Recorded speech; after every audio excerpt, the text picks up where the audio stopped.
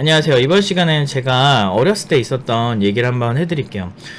경력 3년 뻥튀기하고 파견 나간 이야기인데요. 제가 20대 초반이었어요. 20대 초반에 경력이 있긴 있는데 막 1년 단위로 경력을 끄는 것도 아니고 좀 애매한 상태에서 지금 군대도 안 갔다 왔고, 그리고 그 나이도 어리고, 그리고 실력도 좋지 못할 때였어요. 그러니까 남자는 뭐 남자로 봤을 때는 삼진아웃이죠, 이런 경우는. 그래서 좀 되게 애매한 상황에서 이제 구직을 하려다 보니까 구직이 잘 안 되는 거예요. 근데 제 생각이 뭐였냐면, 내가 경력이 좀 더 쌓이면 훨씬 나한테 유리하겠다, 병역 특례를 구하는데 훨씬 유리하겠다라는 생각이 들었어요. 그래서 병역 특례를 구하려고 이제 경력을 쌓아야 되는데 다 안 받아주는 거예요. 그래서 서울권은 못 가고 서울 변두리권, 서울 주변권에서 집에서 한 면접 보러 가면 1시간 거리 걸리는 데서 한 곳에서 연락이 온 거예요. 그래가지고 그 연락 온 곳으로 제가 갔습니다. 갔더니 약간 좀 뭐라 그래야 되지? 정부 지원 받아가지고 이제 중소기업들이 좀 있는데, 문제는 되게 허름한 중소기업 위주로 있어요. 그 곳에는요. 근데 그 허름한 중소기업 위주로 있는 곳인데, 그곳에 정말 사람이 너무 없어요. 너무 없고, 막, 아무튼 되게 넓은 곳인데 되게 허허벌판인 같은 느낌? 이런 곳에 이제 사무실이 있다는 거예요. 그래서 갔죠. 가서 이제 불렀더니 과장이란 사람이 나오는 거예요. 근데 여기 딱 보니까 사원수가 지금도 이 회사가 있어요. 이 회사가 있고, 이 회사가 지금 사원수가 12명. 근데 이게 맞는 걸까? 라는 생각이 저는 좀 들어요. 왜냐면 그 당시에 제가 갔을 때, 사장이랑 과장이라는 사람 딱 2명만 있었거든요. 그래가지고, 좀 이상하다 생각했죠. 근데 이제 사장은 그때 없었고, 자리에 그 과장이라는 사람이 있는 거야. 그래서 과장이랑 면접을 봤는데 별 개발 기술에 대한 그런 디테일 같은 건 하나도 물어보는 게 없고 그냥 뭐 이렇게 뭐 통상적인 얘기하다 합격했어요. 난 되게 이상한 거야. 그 전에 이제 서울에 있는 회사들은 이제 군대를 갔다 왔냐 안 갔다 왔냐 이런 것도 되게 중요하고 막 그렇게 까다롭게 받는데, 얘네는 뭐 그런 것도 없어. 그러더니 한 2주를 출근했어요. 근데 이제 이 일 자체는 뭐 딱히 일을 시키진 않았어요. 일을 시키진 않았고, 뭐 이렇게 뭐였지? 뭐 이렇게 유지보수하는 소스 같은 거를 뭐 파악하고 있으래요. 그러니까 그냥 가만히 앉아있게 하기 애매하니까 그냥 그런 거야. 그러다가 막 좀 졸고 막 이랬어. 업무가 없으니까. 근데 그렇게 하다가 이제 갑자기 어느 날 강남으로 가라는 거예요. 강남을 딱 가래요. 강남 어디 딱 가래? 강남역. 근데 거기에서 강남까지가 거의 1시간이 넘는 거리거든요. 그래서 되게 의아했죠. 나는 되게 그지 같은 회사에 들어왔는데, 뭐지 이건? 나랑 너무 분위기가 다른데? 그래서 어쨌든 강남에 갔어. 특정 회사에 그 사람한테 전화를 딱 했죠. 그랬더니 알고 봤더니 제가 이 회사가 무슨 업무를 하는지 사실 잘 몰랐어요. 근데 이제 제가 이제 그러니까 보통 이제 초반에 뭔가를 하면 잘 몰라요, 많은 사람들이. 그래서 제가 이제 그러니까 우리 그 팀노마 팀원들한테도 너네는 신입치고 굉장히 많은 걸 알고 너네가 생길 문제에 대해서 내가 해주니까 너네 운이 진짜 좋은 사람들이다 라고 제가 얘기를 되게 많이 한단 말이에요. 근데 왜 제가 그런 얘기를 하냐면, 저는 20대 초반에 또는 제가 신입으로 이제 일을 할 때 굉장히 많은 착취를 당했어요. 이 회사 같은 경우도 한 달에 계약한 금액이 한 비정규직이고 그랬는데도 130만원에서 한 140만원 사이였던 것 같아요. 한 달 월급이. 그 당시에 연봉 1800에서 1600 사이였던 걸로 기억을 합니다. 근데 이렇게 일을 하는데, 문제는 그 회사에서 이제 파견을 가서 이제 강남을 갔잖아요. 근데 갔는데 그 회사는 되게 큰 회사인 거예요. 엄청 큰 회사. 어떤 회사냐면 이제 대기업 프로젝트를 하는 회사였고, 대기업 하청인 것 같았어요. 근데 하청이고, 하청인 것 같았어요. 그러니까 맞죠. 그러니까 딱 그 당시에 봤을 때는. 근데 이제 하청 기업이고, 그 하청 기업인데, 뭐라고 해야 되지? 이렇게, 그러니까 대기업은 있잖아요. 특히나 이제 공기업 같은 경우는 본인들이 직접 일을 하기보단 관리만 해요. 그리고 진짜 하청 되게 크게 있어요. 사실상 그 일을 그 회사에 다 하는 거야. 이런 느낌의 회사들이 있거든요. 근데 이런 회사들 특징이 정직원을 많이 안 뽑아요. 그러니까 보통 파견하거나 프리랜서들 이렇게 고용해서 많이 뽑거든요. IT 업계 자체를 오래 보다 보면 여러분들 이제 그 가끔 그런 거 있으실 거예요. 막 보면 그러니까 대기업만 다니는 사람은 대기업밖에 모르고 그 중소기업만 다니는 사람은 중소기업 정직원밖에 몰라요. 근데 비정규직이나 프리랜서나 뭐 이런 파견이나 뭐 이런 일들이 사실 되게 많거든요. 각각 영역에 아는 사람들은 그 영역밖에 몰라. 내가 지금까지. 근데 나는 다 해봤거든. 정직원, 프리랜서, 뭐 사업도 해봤지. 뭐야. 스타트업도 많이 다녀봤지. 또 뭐 프리랜서가 일상이었고 파견도 가보고 별의별 거 다 해봤습니다. 그래서 제가 이 업계에 대해서 되게 잘 아는 거예요.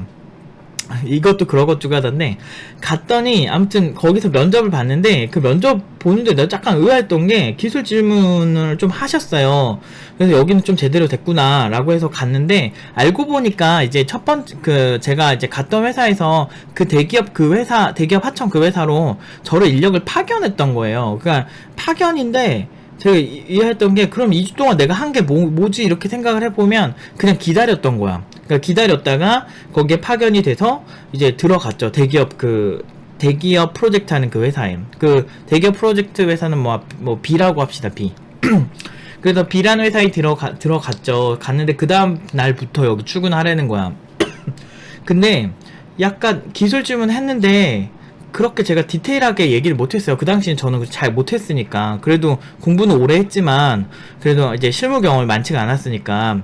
근데 거기서 어쨌든 뭐 되게 저는 이제 주제 파악을 좀 잘하는 편이라 내가 실력이 없으면 성격이라도 좋아야 된다라고 생각을 해서 이제 되게 그런 뭐 더 이제 열심히 하려고 하고 막 되게 이렇게 잘 대해드리려고 선배 개발자들 잘 하려고 노력을 많이 했어요. 내가 실력이 없으니까. 그난 주제 파악 잘해야 된다는 생각한다니까.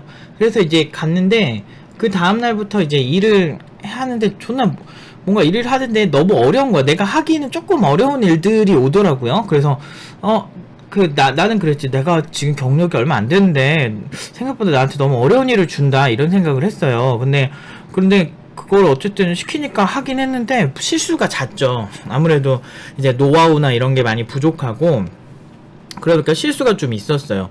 그리고 이제 아웃풋도 빠르지도 않고 그래가지고 좀 속상했죠. 그리고 제가 이제 처음 해보는 언어를 했어요. 처음 해보는 언어를 했거든요. 그래가지고 그 처음 해보는 언어에 적응하기도 좀 힘들었고 뭐 여러모로 이렇게 최악이었어요 상황이. 그러니까 갑자기 언젠가 막 수근수근 되는 거야. 그 수근수근 되더니 언젠가 수근수근 되더니 관리한 사람들이 계속 와가지고 이렇게 정직원 있죠. 그 정직원 보면은 이제 그림을 그리면 제가 원래 다니던 여기 이제 파견해준 회사가 있고 그 다음에 여기서 이제 여기로 이렇게 B라는 회사로 파견을 했잖아요. 그러면은 이 회사에는 정직원 있고 프리랜서들이 있어요. 근데 프리랜서들이 훨씬 많거든요. 그럼 정직원이 프리랜서를 관리를 해주는 거야 이렇게.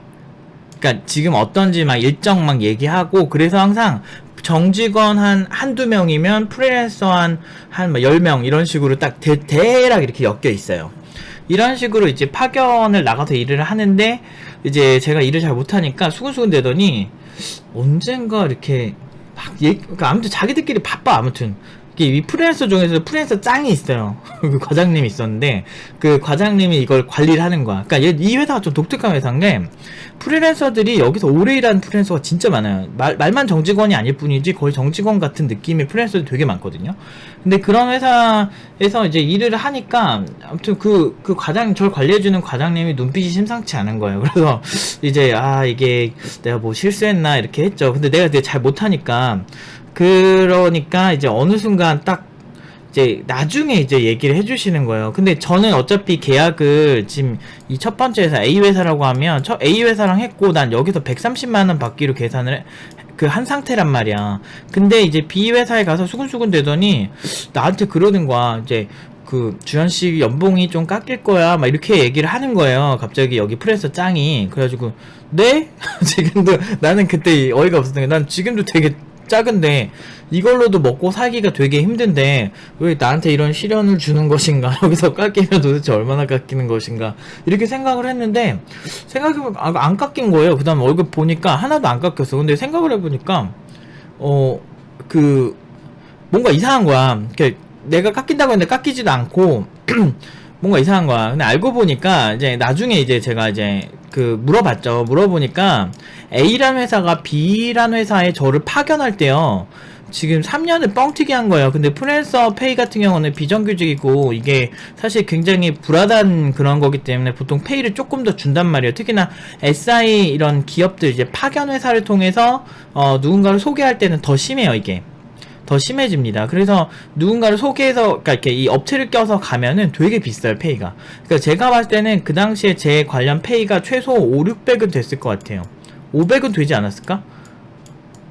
아마 회사 차원에서 이제 소개도 가니까. 그러니까 월급 구조가 어떻게 되냐면 B라는 회사에서 A라는 회사한테 월급을 줘요. 제 월급을 쏴줘요. 그럼 A가 저한테 줘야 되는 거야.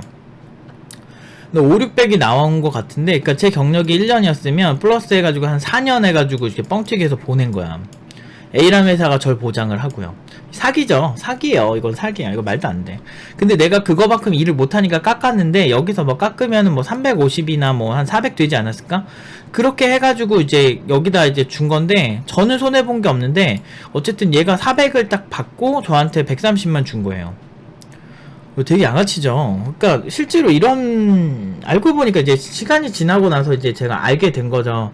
알고 보니까 저는 최저임금이었지만 제가 사람들도 의아한 게 지원씨 왜 이렇게 돈이 없냐고 이렇게 맨날 얘기를 하는 거예요. 근데 제가 뭐 좀 연차도 낮고 그러니까 그렇죠 뭐 이렇게 했는데 알고 보니까 저한테 얘기도 안 하고 제 연봉도 뻥튀기 하고 그러니까 여기 프리랜서 팀에서 주현씨 연봉 높은 걸로 알고 있는데 그러니까 이게 프리랜서들이 어느 정도 이제 있는데 생각보다 더 궁핍하게 제가 사니까 선배들이 좀 이상하게 생각을 했었죠. 그래서 아무튼 그렇게 해가지고 결국에는 제가 이 회사를 그렇게 한 6개월, 7개월 다녔어요. 이게 이 파견에서 6개월, 7개월 다니고 근데 거기서 또 싹싹하게 좀 잘 해가지고 또 이제 이 정직원 쪽에서 너 우리랑 같이 일할래? 막 그렇게 그 부장님이 저 스카우트 할 뻔했어요. 그래가지고 약간 이렇게 일을 잘해서가 아니에요. 그 당시는 제가 너무 어렸고 잘 모르고 그랬는데 그냥 되게 귀여우셨던 것 같아요. 그 당시에 부장님이 40대셨는데 이제 되게 저랑 친해지시고 막 그리고 제가 또 워낙에 그 당시에는 좀 어른들한테 잘했어요. 그러니까 지금은 어른 40대 막 50대 있어도 까라면 까라 씨발 막 이러는 성격인데 그 경험이 많아지니까 아이씨 양아치 새끼들 존나 많네 이렇게 되는데 옛날에는 제가 좀 순수했어요. 다들 그러잖아요. 20대 초반엔 좀 순수하잖아요 사람들이. 그러니까 그때는 되게 잘했었어요. 그러니까 되게 예뻐하시고 잘하면 진짜 여기 되게 큰 회사고 탄탄한 회사라서 나 이득 볼 뻔했죠. 그래서 정직원 될 뻔했었어요. 근데 제가 그때 병역특례가 안 끝나가지고 제가 저 이거 할 게 있어가지고 안 되겠다. 그 당시에는 군대 문제가 제일 크잖아요. 아무래도 그렇게 해가지고 나오긴 했는데 결국엔 이 A라는 회사를 한 6개월 일하다가 제가 이제 그 화가 나가지고 나왔어요. 왜냐면 A라는 회사가요 되게 이상한 게 이렇게 파견해놓고 저한테 그러는 거예요. 생각보다 잘 버티네? 뭐 유지를 하는 거예요. 그래가지고 내가 뭔 개소리지? 언젠가, 그러니까 전화가 가끔 한 번씩 와요. 거의 이 회사 다닌 기억밖에 없는데, 그 전화 가끔씩 와요. 근데 보면은 이제 나중에 이 수익 구조를 알게 난 다음에 저는 여기가 되게 짜증났단 말이에요. 짜증이 나기도 했는데, 문제는 얘네가 자꾸 가끔 나한테 회식하재. A라도 회사가.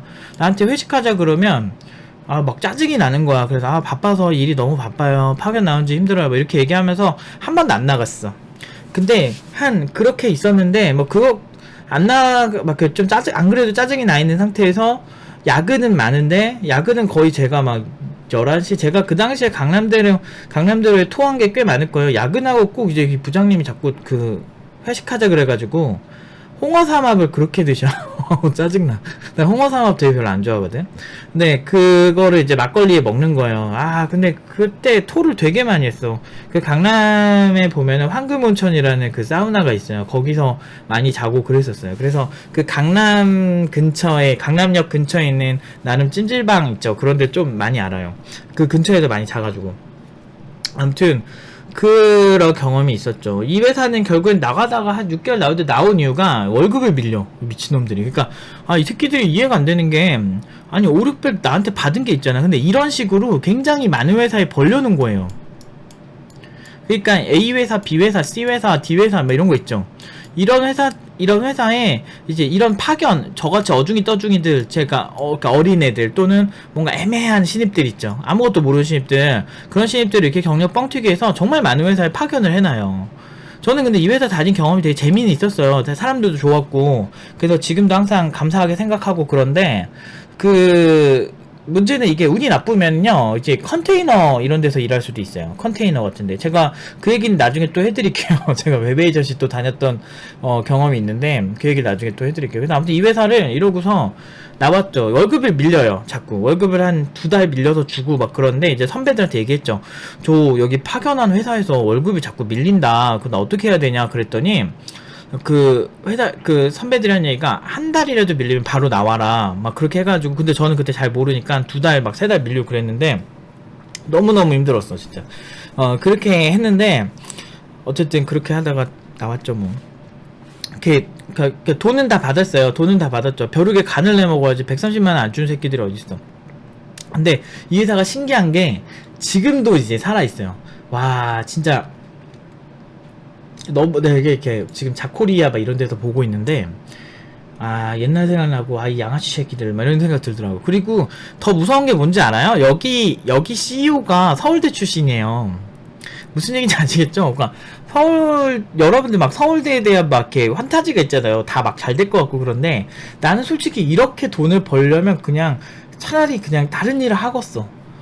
보면 이렇게 인력 소개해주고 이렇게 수수료 다 떼먹고, 그 과장이랑 내가 봤을 때는 그 사장이랑 약간 뭐 이렇게 되게 돈독한 사이인가봐. 둘이서 그렇게 사는 거야. 그러니까 여러분들 자본주의에서요, 착취는 되게 하층민들한테 일어나요. 제가 많이 착취를 많이 당해본 입장에서 하는 얘기지만, 착취는 하층민에서 일어난다. 그런 의미에서 여러분들이 공부를 해야 되는 이유가 뭐냐, 결국은 여러분은 하층민이 되지 않으려면 개발자는 가장 개발자스럽게 실력 그 자체로 이제 있으시면 좋은 회사 안 좋은 회사 다 이제 들러붙고, 이제 그런 회사 보면 아실 수가 있어요. 그리고 이렇게 인력 파견해서 계속 버틸 수 있는 이유가 뭐냐면, IT업계 개발자 그만큼 부족해요.